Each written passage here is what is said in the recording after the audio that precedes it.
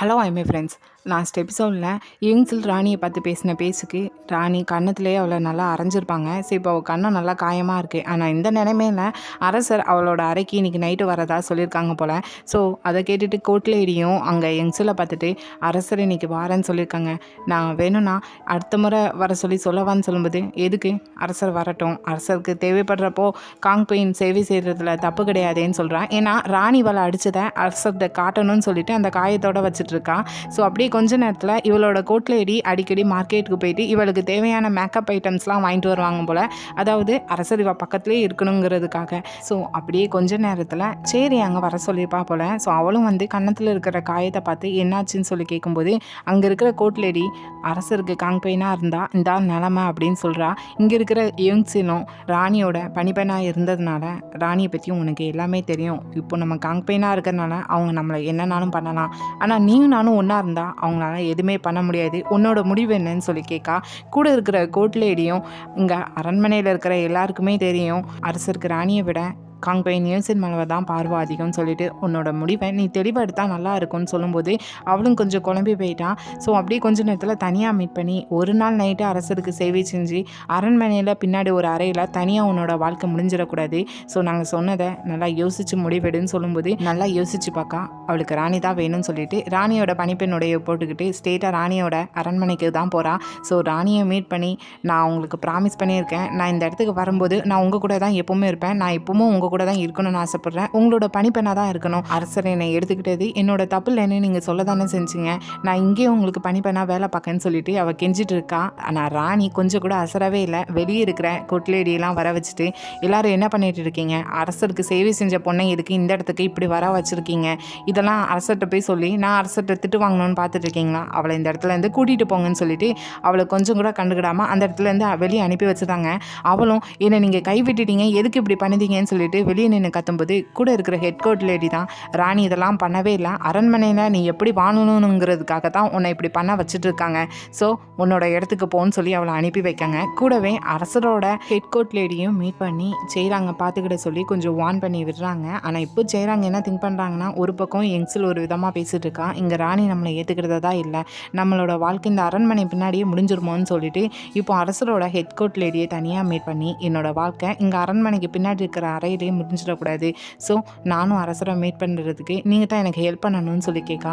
அதுக்கு அந்த கோட்லேடியும் அது என்ன அவ்வளோ ஈஸின்னு நினச்சிக்கிட்டியா என்ன, அரசர் உன்னோட அறைக்கு வர்றதை அரசர் தான் முடிவெடுக்கணும்னு சொல்லும்போது இப்போ சரியாங்க என்னன்னா ஹீரோயின் சின்ன வயசில் இருந்து கொடுத்த அந்த ஹேர் கிளிப்பை எடுத்து இது ராணி எனக்கு தந்ததுன்னு சொல்லிட்டு அந்த ஹெட் கோட் லேடி கையில் கொடுக்கா. ஹெட் கோட் லேடியும் ஓகே சொன்ன மாதிரி தான் இருக்குது. ஸோ அப்படியே இன்னொரு பக்கம் இப்போ ஹெங்ஸிலோட அறைக்கு அரசர் போயிருக்காங்க. அவளோட ஃபேஸில் இருக்க காயத்தையும் பார்த்துட்டு யார் இதுக்கு ராணியா காரணம்னு சொல்லி கேட்கும்போது அவளும் அப்படியே அழுதுகிட்டு ஆமான்னு சொல்கிறா. ஸோ இப்போ அரசருக்கு முழு கோவமும் ராணி பக்கமாக திரும்புது. ஸோ நெக்ஸ்ட்டு அப்படியே கோட்லேடியை பார்த்து என்ன நடந்ததுங்கிறத கேட்டு தெரிஞ்சுட்டு யங்ஸிலோட முகம் மொத்தமும் எரிஞ்சு போனாலும் என்கிட்ட வந்து என்ன நடந்ததுங்கிறத சொல்ல மாட்டிங்களா என்னன்னு சொல்லி திட்டிகிட்டு இருக்காங்க. ஸோ இப்போது அரசரோட ஹெட் கோட்லேடி என்னன்னா, நான் கேள்விப்பட்டேன் அரசரே, உங்களுக்கு புதுசாக சேவை செஞ்ச சரியாங்க காங்பெயின் யங்ஸில் தனிப்பட்ட முறையெல்லாம் மீட் பண்ணி எப்படி நடந்துக்கணுங்கிறத சொல்லி கொடுத்ததா நான் கேள்விப்பட்டேன்னு சொல்கிறான். அதாவது ராணி பண்ண வேண்டியது யங்ஸில் பண்ணியிருக்காங்கிறத வேணும்னு இந்த இடத்துல கோட்லேடி சொல்லிட்டு இருக்காங்க. அரசருக்கு கோவம் தான் வந்துட்டுருக்கு. ஸோ இந்த டைம் கரெக்டாக அரசரோட அப்பாட்டிருந்து செய்தி வந்திருக்கு. என்னென்னா ஏதோ ஒரு புத்தர் கோயிலோட சீரமைப்பு பண்ணி முடிஞ்சு அந்த இடத்துல ஏதோ விழா நடக்க போது அந்த இடத்துக்கு அரசரை வர சொல்லி தான் செய்தி வந்திருக்கு. ஸோ இதுக்கு அரசரும் போகிறதுக்கு ரெடியாக இருக்காங்க. பட் இதில் ராணிக்கு ஏதோ டவுட் இருக்குது. ஸோ அதனால் கண்ணு தெரியாமல் இருக்கிற அந்த ஃபார்ச்சூன் டெல்லரை தான் போய் மீட் பண்ணி இதை பற்றி கேட்காங்க. ஆக்சுவலாக அவர் ஒரு ஸ்பை போல் இவங்களுக்கு நியூஸை கொண்டு வந்து சொல்லுவார் போல். ஸோ அது கேட்குறப்போ எல்லாமே நார்மலாக இருக்கிற மாதிரி தான் இருக்குது. ஆனால் ஏதோ கொஞ்சம் டவுட்டாகவும் இருக்குது. ஸோ அங்கேருந்து ராணி கிளம்பி போகும்போது அவங்க அம்மா அப்பாவையும் பார்த்துட்டு போகிறாங்க. அவங்க அம்மாவும் அரசர் இப்போ புதுசாக யங்ஸில் சேரியாங்கன்னு சொல்லிட்டு காங்பெயின் வச்சுக்கிறேன்னு நினச்சி ஃபீல் பண்ணி ராணிகிட்ட சொல்லிட்டு இருக்காங்க. ஸோ அப்படியே இன்னொரு பக்கம் இந்த கண்ணு தெரியாத ஃபார்ச்சூன் டெல்லர் ஒரு ஆளை மீட் பண்ணி அந்த மெட்டல் பெல் எப்படி இருக்குன்னு சொல்லி கேட்டுட்டு இருக்காங்க. ஆக்சுவலாக மெட்டல் பெல்லுங்கிறது ஹீரோவோட அப்பா அந்த புத்தர் கோயிலுக்கு ஒரு மெட்டல் பெல் கொண்டு போகிறாரு போல். ஸோ அதை செய்ய சொன்னதை பற்றி இங்கே வந்து அந்த ஆள்கிட்ட கேட்டுருக்காங்க. அந்த ஆளும் அது மெட்டல் பெல் மாதிரி இல்லை, மணினா எப்படி இருக்கணும், அடிச்சோடனே சத்தம் கேட்கணும், இதில் ஏதோ ஒன்று மிஸ் ஆகுதுன்னு சொல்லிட்டு அந்த கண்ணு தெரியாத ஃபார்ச்சூன் டெல்லருக்கு அதில் போய் ஏதோ சொல்கிறாங்க. அதை கேட்டதுமே அவர் ரொம்ப ஷாக் ஆகி உடனே ராணியை பார்த்து பேசணும்னு சொல்லி கிளம்புறாரு. ஸோ அப்படியே இன்னொரு பக்கம் அரண்மனையில் ஃபைனலாக அந்த கோர்ட் லேடி அரசரை சேரியாங்கோட அறைக்கு அனுப்பி வச்சுட்டாங்க போல். அரசரும் சேரியாங்க மீட் பண்ணி ராணியை பற்றி தான் கேட்டுட்டு இருக்காங்க. ஏன்னா அவள் பனிப்பெண்ணாக அங்கே இருக்கிறதுனால அவளும் இல்லை நான் உங்களுக்கு பனிப்பெண்ணாக இருந்திருக்கேன், அதை பற்றி என்னால் எதுவுமே சொல்ல முடியாது அப்படின்னு சொல்லி மன்னிப்பு கேட்கா. அது மட்டும் இல்லை, ராணி சொன்ன மாதிரியே ராணியோட தம்பி படைத்தளபதி பதவியை ராஜினாமா செஞ்சுட்டாங்க போல்.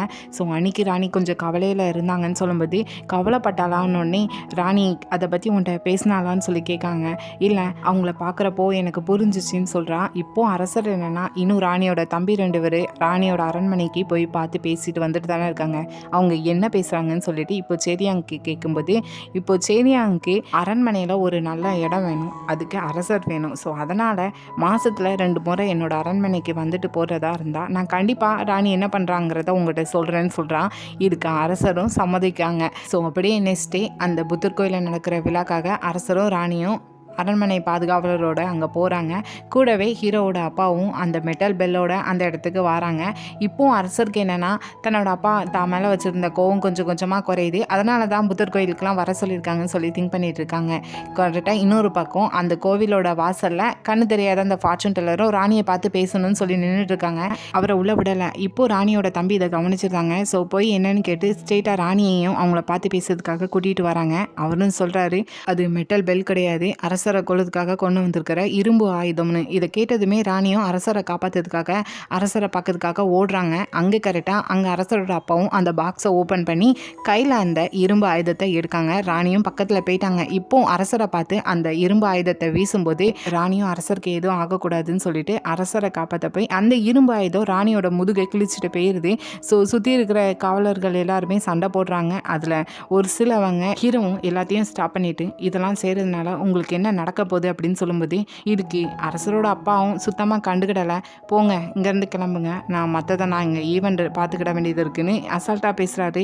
அரசரும் அவங்களோட அப்பாவை கைது பண்ண சொல்லியிருக்காங்க. ஸோ அப்படியே ராணியோட முதுகில் அடிபட்டதுக்கு மற்றவரும் மருந்தை போட்டுட்டு அது சீக்கிரமாக சரியாயிடும்னு சொல்லிட்டு போகிறாங்க. ஸோ இப்போ அரசர் என்னென்னா அதுக்குள்ளே இருந்தது மெட்டல் பெல் கிடையாது, இரும்பு ஆயுதங்கிறது யாருக்குமே தெரியல. சுற்றி எல்லா சோல்ஜர்ஸும் அப்படி தான் இருந்தாங்க. நீ தான் என்னை காப்பாற்றணும்னு சொல்லி வந்த, உனக்கு அது எப்படி தெரிஞ்சிச்சின்னு சொல்லி கேட்காங்க. ராணியும் அதை உண்மையை சொல்லாமல் அவங்க அந்த ஆயுதத்தை எடுக்கும்போது தான் எனக்கே தெரியும்னு சொல்லி சொல்கிறாங்க. ஆனால் இதை அரசர் நம்பலை.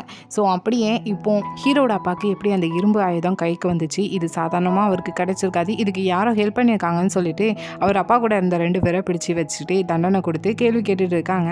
ஸோ அதில் ஒருத்தர் பயந்து போய் உண்மையை சொல்கிறாங்க. என்னென்னா இவங்களுக்கு முன்னாடி ஆட்சி செஞ்சுட்டு இருந்த ஒரு ராணியோட ரிலேட்டிவ்ஸ் தான், ஆனால் அந்த ராணி இறந்துட்டாங்க. இவங்க தான் இப்போ ஹீரோவை கொண்டுட்டு அந்த ஆட்சியை அவங்க கைக்குள்ளே கொண்டு வரணும்னு சொல்லிட்டு ஹீரோவோட அப்பா கூட சேர்ந்து இதெல்லாம் பண்ணிட்டு இருக்காங்க.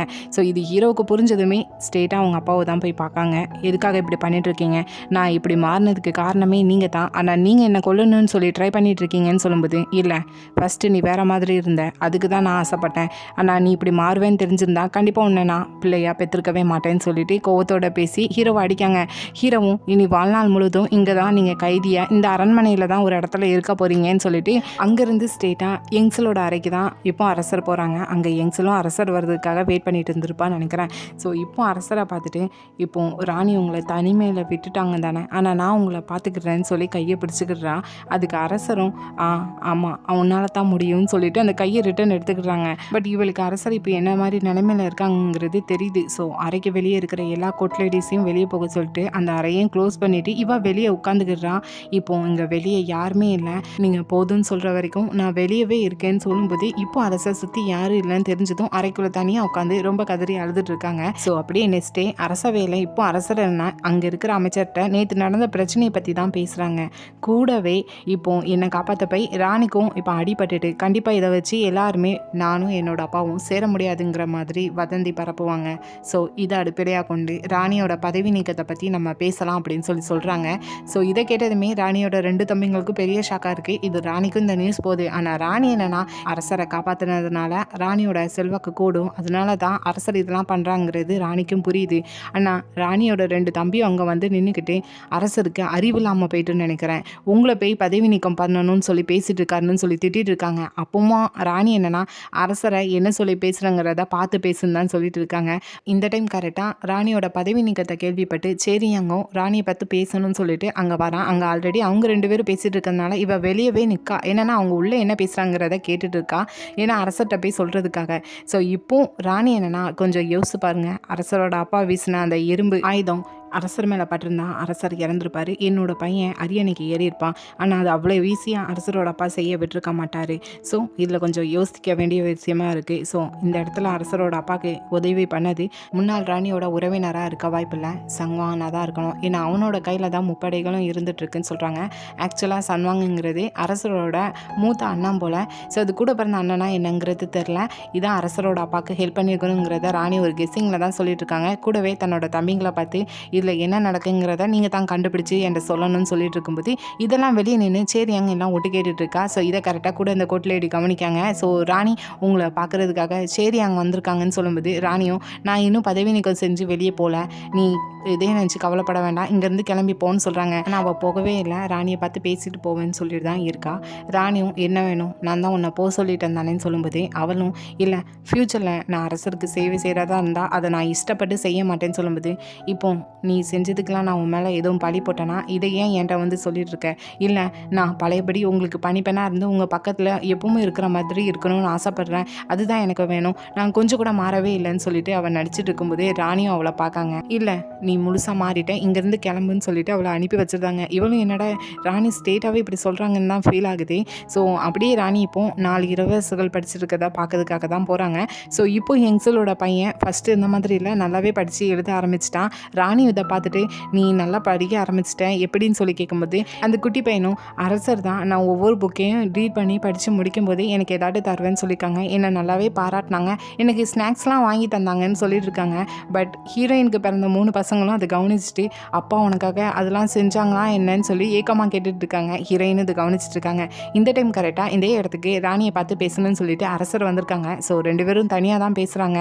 நான் அரியணைக்கு ஏறும்போதே சீக்கிரட்டாக இன்ஃபர்மேஷன் தவிர வைக்கக்கூடாதுன்னு சொன்னேன், ஆனால் உனக்கு என் மேலே என்னோட அப்பா இரும்பு ஆயுதத்தை எரிய போகிறத பற்றி தெரிஞ்சிருக்கு, ஏன்னா நீ இன்ஃபர்மேஷன் வச்சுருக்க, எதுக்காக இப்படி பண்ணுறேன்னு சொல்லும்போது அப்போது இதுக்காகத்தான் என்னை பதவி நீக்கம் செய்கிறதுக்காக இருக்கீங்களான்னு சொல்லும்போது உன்னோட ஃபேமிலியும் சரி நீயும் சரி அரசரோட உத்தரவை மீறி தான் நடந்துட்டுருக்கீங்க, நான் அரியணை ஏறி கொஞ்ச நாள் தான் ஆகுது, என்னோட பேச்சை யாருமே கேட்குறதா இல்லை, அதுக்காக தான் நான் இதை பண்ணிகிட்ருக்கேன்னு சொல்லும்போது ராணியும் உங்களுக்கு ஏதாட்டு நடந்துருமோன்னு சொல்லிட்டு தான் நான் இதெல்லாம் பண்ணிகிட்ருக்கேன், கொஞ்சம் யோசித்து பாருங்கள், உங்கள் அப்பா எரிஞ்ச அந்த இரும்பு ஆயுதம் உங்கள் மேலே பட்டு உங்கள் உயிர் போயிருந்தா அடுத்ததாக ஸ்டேட்டாக அது நம்மளோட பசங்களுக்கு அந்த அரியணை போயிருக்குன்னு நினச்சிருக்கீங்களா, அடுத்ததாக கண்டிப்பாக உங்கள் அப்பா பிளான் பண்ணாமையா இருந்திருப்பாரு, கண்டிப்பாக இது எல்லாத்தையும் சங்வாங்க்கு கொடுக்கலான்னு தான் அவர் பிளான் போட்டிருப்பாருன்னு சொல்லும்போது போதும் நான் என்னோட அப்பாவையும் என்னோட அண்ணனையும் எதிரியாக பார்க்க சொல்கிறியா என்ன, இல்லை என்ன நடக்குங்கிறத நான் பார்க்க சொல்கிறேன், நீ சொல்கிறத பார்த்தா என்னை அமைதியாக இருக்கிறேன்னு சொல்கிற மாதிரி இருக்குது, இனி ஒரு முறை இதில் என்னோட அண்ணனோட பேரை சங்வானை கொண்டு வராத, நீ என்னை அரசனாக நினச்சிட்டு இருந்தா நான் இதை எல்லாத்தையும் ஹேண்டில் பண்ணிக்கிட்டேன், நீ இதில் தலையிடாமல் இருன்னு சொல்லிட்டு திட்டி விட்டுட்டு போகிறாங்க. ஸோ அப்படியே இன்னொரு பக்கம் முன்னாள் ராணியோட ரிலேட்டிவ்ஸ் எல்லாருமே ஒரு இடத்துல இருக்காங்க, அதாவது ஹீரோக்கு எதிராக. அந்த இடத்துக்கு ஹீரோவோட அப்பாவோட அசதேனு வரான். ஸோ அந்த இடத்துக்கு ஹீரோவோட அண்ணன் சங்வானும் வர வேண்டியது போல், பட் அவங்க வரல. ஏன்னா அந்த அரியணைக்காக ஹீரோ கூட இருந்த தன்னோட தம்பிங்களே கொண்டுட்டாங்க, போதற்கு மக்கள் உயிர் தான் இதில் போயிட்டுருக்கு. ஸோ இன்னமும் அது வேணுமான்னு சொல்லி தான் கொஞ்சம் குழப்பத்தில் சங்வானுங்க இருக்காங்க. ஸோ அரண்மனையில் இருந்துக்கிட்டாங்க, இந்த பக்கமே வரல.